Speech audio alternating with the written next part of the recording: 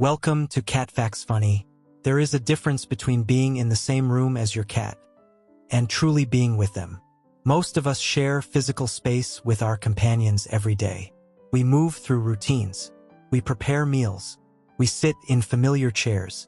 The television hums softly in the background. And somewhere nearby, a quiet pair of eyes watches. But cats are not only observing movement. They are sensing something deeper. They are sensing presence.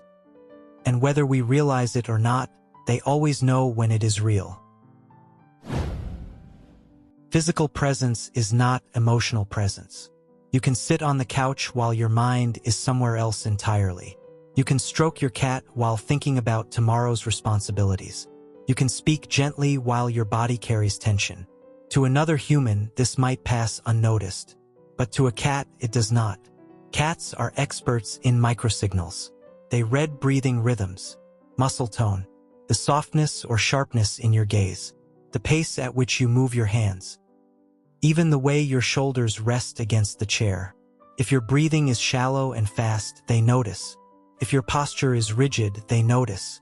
If your attention flickers constantly between devices and distractions, they notice. They do not interpret these things intellectually. They feel them. Presence to a cat is a physiological experience.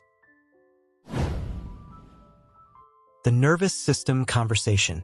Cats live in a world of nervous systems communicating quietly. In the wild, survival depended on detecting subtle shifts, tension in another animal's body, changes in atmosphere, signals of calm or threat. That sensitivity did not disappear in domestic life. When you are emotionally present, your body softens, your breathing deepens, your movements slow, your eyes settle. This creates a signal of safety, and safety draws them closer. Have you ever noticed how a cat may hesitate at first, studying you from across the room, then slowly approach once you exhale and settle? That is not coincidence. That is regulation. Your nervous system becomes an anchor, and they respond. Testing your availability. Cats do not rush into vulnerability.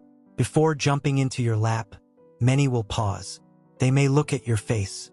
They may approach halfway, then stop. They are reading. Are you distracted? Are you tense? Are you inwardly calm?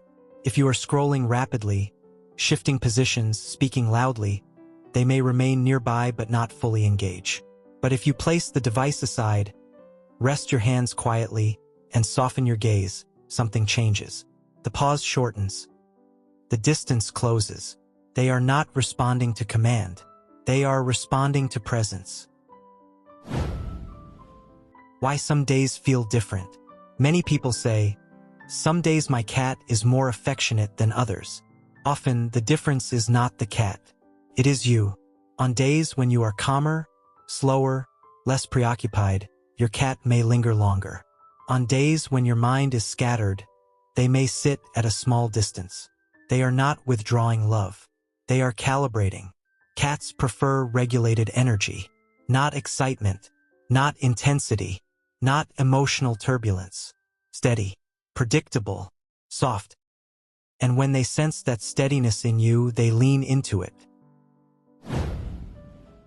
Emotional congruence. Cats are deeply attuned to congruence, the alignment between your internal state and external behavior. If you speak sweetly but your body is tense, the mismatch registers. If you smile but your movements are abrupt, they notice. They trust consistency more than words. This is why some cats seem especially bonded to older individuals. With age often comes slower movement, deeper breathing, fewer dramatic emotional swings. A settled rhythm. Cats thrive in that rhythm. The lap as a barometer. When a cat chooses your lap, it is rarely random. Your lap is elevation, exposure, warmth. It is also vulnerability. Before settling, many cats need lightly. They circle. They adjust. This is not only comfort behavior. It is assessment. They are ensuring the space feels emotionally stable. If you are inwardly unsettled, they may sit briefly and leave. If you are grounded, they melt. Your body becomes a regulated territory. grief, illness, and silent knowing.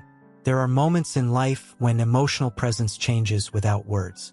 During grief, during illness, during quiet sadness. Many cat guardians have experienced something remarkable.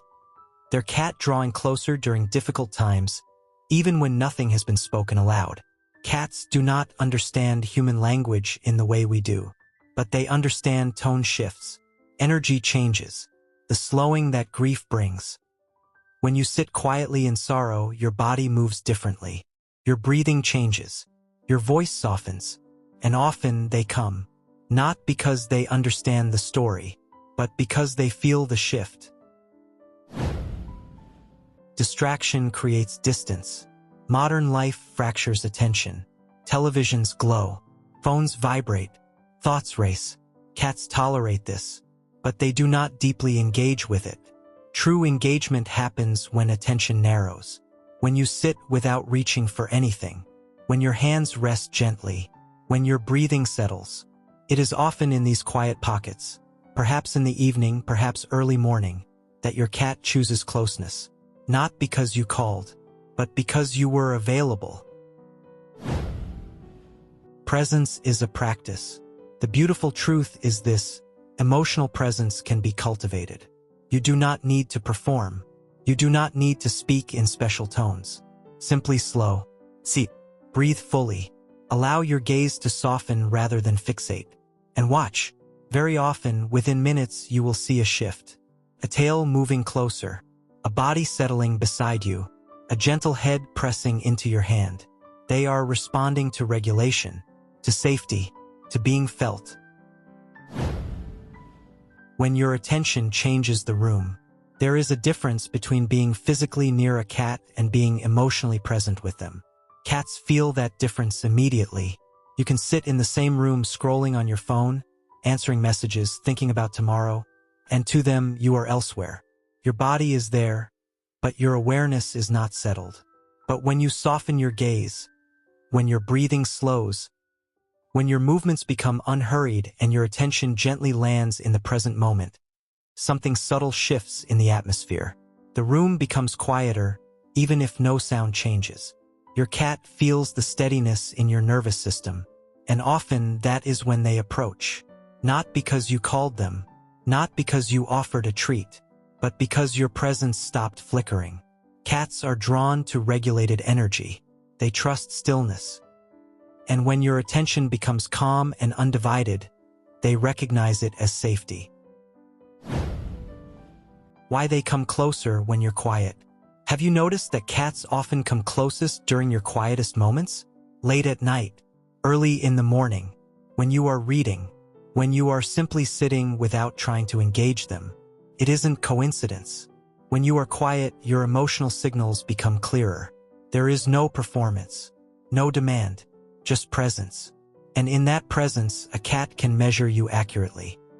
They can feel that you are not distracted, not restless, not emotionally scattered. In those still moments, your breathing finds a slower rhythm. Your shoulders soften. Your eyes stop searching. You are no longer projecting intention toward them. You are simply existing. And to a cat, that absence of pressure is deeply inviting. They do not feel pulled, evaluated, or expected to respond. They feel space. And inside that space, they can choose freely. And so they step closer. Because to a cat, emotional presence is not loud. It is steady. And steadiness is what feels like home. The quiet exchange. Cats may appear independent, but they are deeply relational creatures.